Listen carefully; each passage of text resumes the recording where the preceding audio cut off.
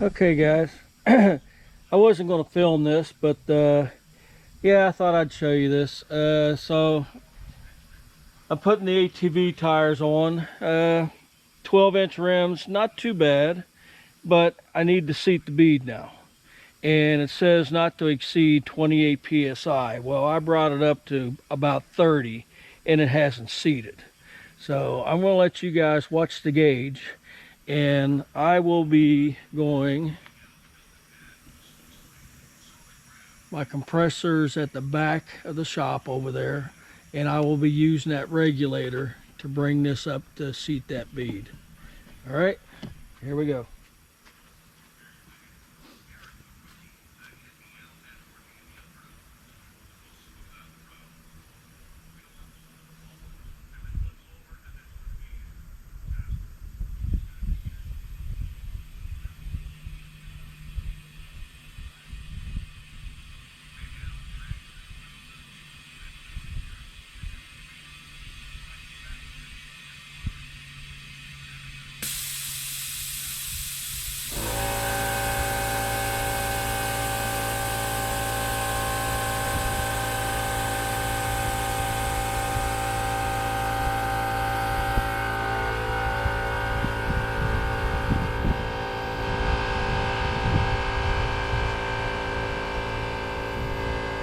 Still hasn't seated.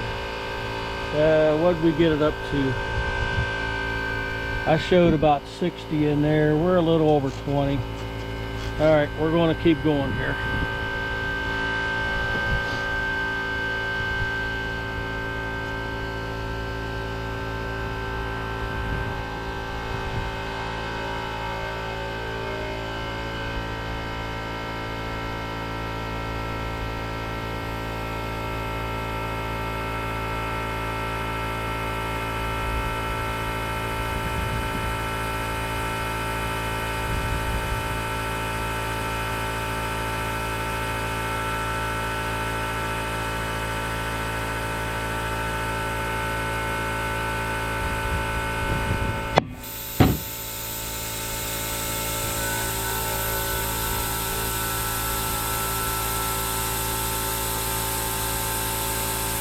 That did it.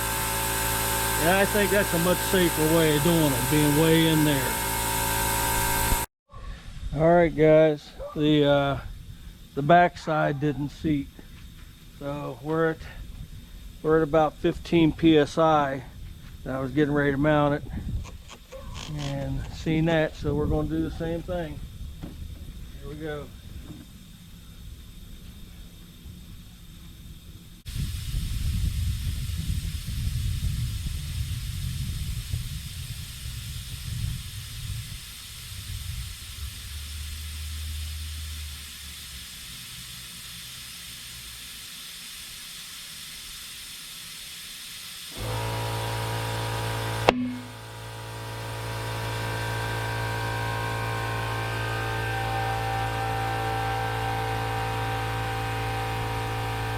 Well, that one took some pressure. All right, it's going back down now. So, yeah, I feel a lot safer doing it that way. Okay, tire number 2, and this one shouldn't be as bad because now I've got all the tools that I need, and I have to keep going into the shop to get, the vice grips, another screwdriver, a rubber hammer. But now that it's all out here, this one's going to be straightforward. And I ain't going to video the whole process of the struggle breaking it down. Although the bigger the tires, the easier it is to pry them off the rims. It's the little 6 and 8-inch rim tires that, like I did the other day, that wore me out. I lied. Okay, so first trick I found is go ahead and put a little soapy water, because the trick to the bead breaker is getting this part under the bead, and I go on and rock it a little bit to give me a little bit of room. And push down while I'm pulling that in.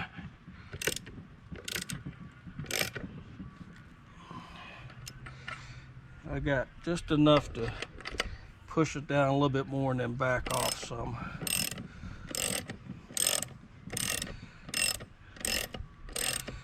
Okay, now we'll back it off and get it under there a little bit further.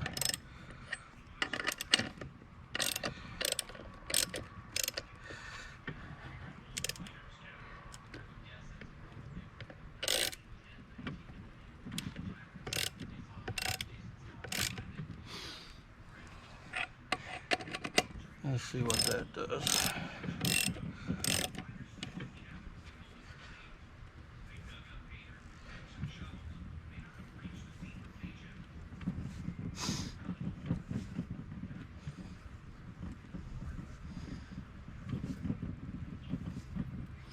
There we go.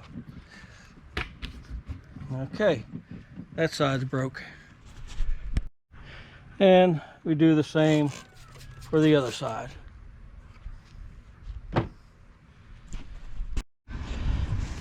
So the back side's a little bit harder to do, but it's still doable because you have to get the bead down a lot further than the other side. And there's also a ridge that you have to get the bead over. So once you get it over the first part, then we'll just move this over and work our way around, and usually about a quarter way around it finishes up. Okay, so I started right about here, got that pushed down. I moved here, here 4 times, and then it finally broke. So wasn't too bad. You just back it off and slide it over and run it down again.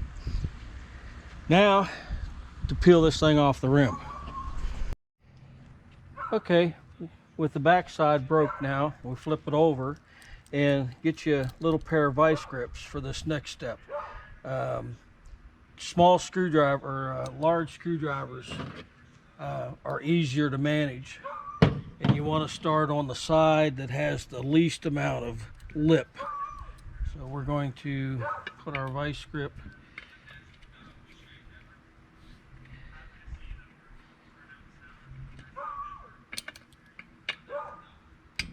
right there. Go ahead, give this some lube. We start with the first push down on the opposite side you're going to be working on, and pry a corner up and over, and then get your second screwdriver. Don't take big bites, little bites work better. Okay, and come down, little bite. Yeah, this one's got slime in it too. And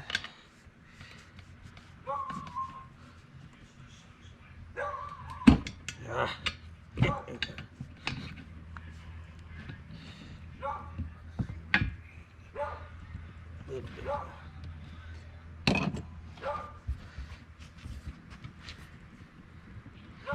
Too much of a bite.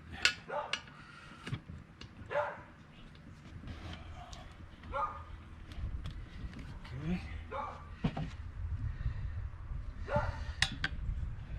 So far the vice grips wasn't needed, but they do prevent it from rolling back down. So you get to a point where it lifts right off. Okay, that was fairly easy. Okay, for the other side, you basically just need 2 tools. This is where the big bar comes in. You want to slip it over top of the rim, get it hooked, pry your rim down, and then you take a big rubber hammer and pop goes the weasel. So if you're wondering, I'm using simple green, a little brass wire brush, and a Scotch-Brite to clean up around the rims. That's what it looks like after it's cleaned up, and that's the before. So yeah, almost done with this one. Okay, next step is to replace the valve stem. So what I use is a pair of wire cutters to cut the old valve stem off. You'll need a valve stem tool and a new valve stem. And you want to go ahead and take the core out of that new one and put it off to a safe place, because you'll need that core out to be able to get the tire seated. So we're not going to show this, but that's what I'm going to do now. Okay folks, valve stem's installed. Remember, clean around the valve stem area on the rim, and soapy water is your friend. Onto the new tire. Okay, if you're dealing with ag tires or Chevron tires, these are directional, so you want to make sure that you get them orientated the right way on the rim. Ask me how I know. Otherwise it'll look funky. You'll have one on the back pointing forward and one on the back pointing backwards. So just a point on those. Turf savers and tires like those, not so much. But yeah, the Chevron or lug tires, you want to think about how you're mounting them. Okay, mounting is just about the same as dismounting, only in reverse order. So we're going to start with the rubber hammer, the long tire tool, and the rim, and your friend soapy water. So what we want to do, place the rim into the tire, and we get hooked up on top of it. And I am going to pause the camera because this one's going to fight me to no avail.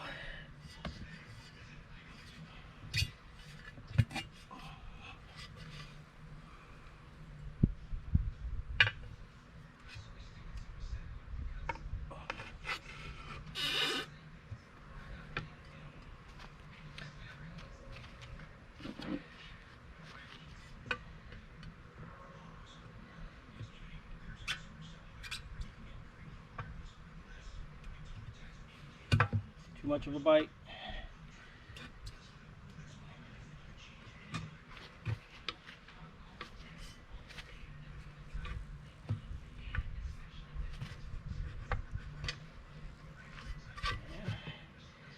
So will give me the tool back until I get this all the way on. There we go. Okay, first battle done. You want to put the thin side of the rim in first. That way you don't have to fight with that long, the wide area.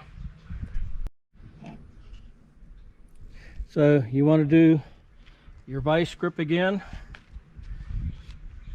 your slick stuff. And this is where you're going to use 2 large screwdrivers. So we're going to start working our way around this way.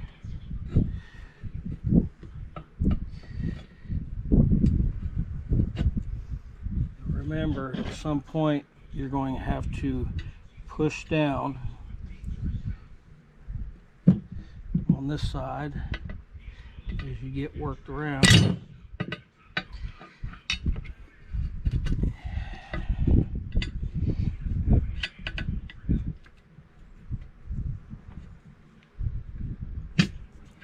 Somebody's probably hollering at me there's a better way, but this is the way I've been doing it forever.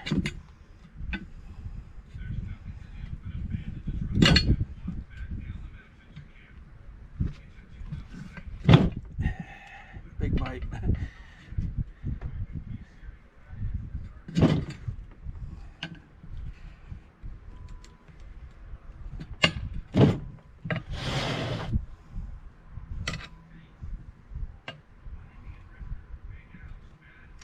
These spokes.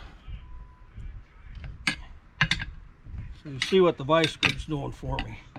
It's keeping that in from going anywhere. We just about got it whipped now. Ta-da, side 2 done. And that brings us back to our, well, I need to show you how I get it popped on, so that'll be next. Okay, there's a couple tricks to this. The one I prefer, which I didn't do, was take some blocks of wood and spread this tire out and let it set outside overnight, and you know, let it naturally form to where it's wider. I didn't do that, so my method is put a cargo strap around it, tighten it up, and I've got the compressor cranked all the way up. Give it some help, and usually it takes several tries to do this. It does make sense, just in case, to have your valve core and tool handy. All right.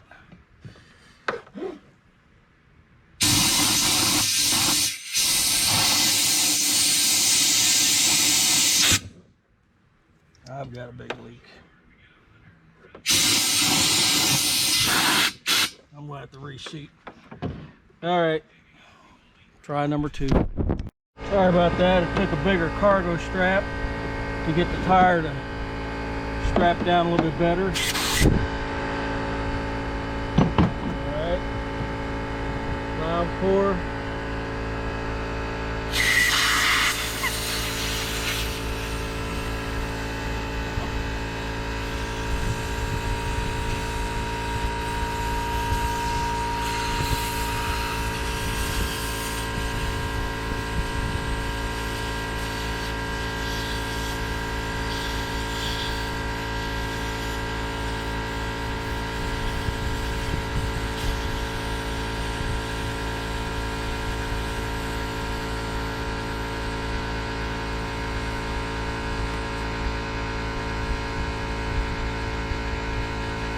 Working the old compressor today.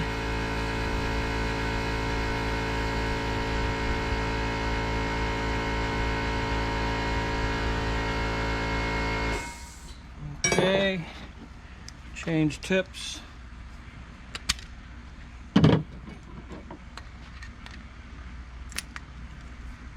See where we're at. Less than 10 pounds. I'm going to bring it up to 28.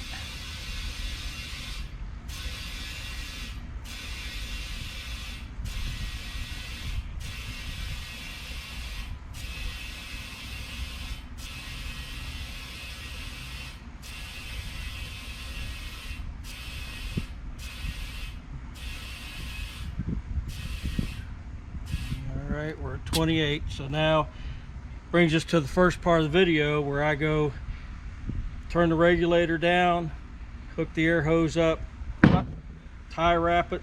Sound like the back already popped. We'll check it. And just bring it up till I get a good pop, and tires will be done. At least the back tires. All right, I'm curious as to what kind of pressure it takes to seat this. Let me give it a little bit of help here. All right, you guys watch that for me. I'll be in here.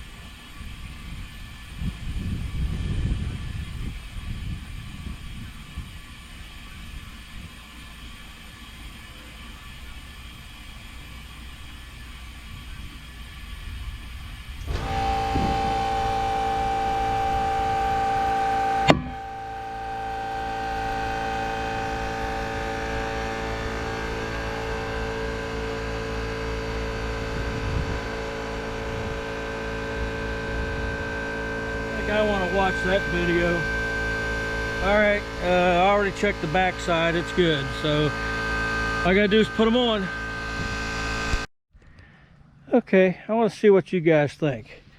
Back tires are the new ones, and tomorrow I'll have the tubes to put in these. But I'm looking at it and I'm thinking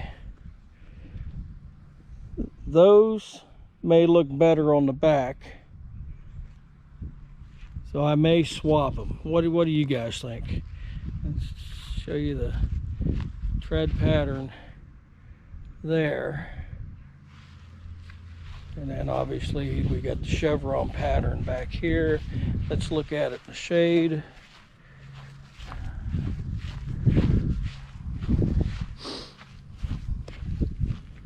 I don't know. I think the front tires would look better on the back. So when I put the tubes in the front tires, I may put the backs on the front and those on the back, and ain't that much more work. So, but yeah, overall it's getting there. So yeah, I like it. I've been riding it quite a bit now. Thanks for watching.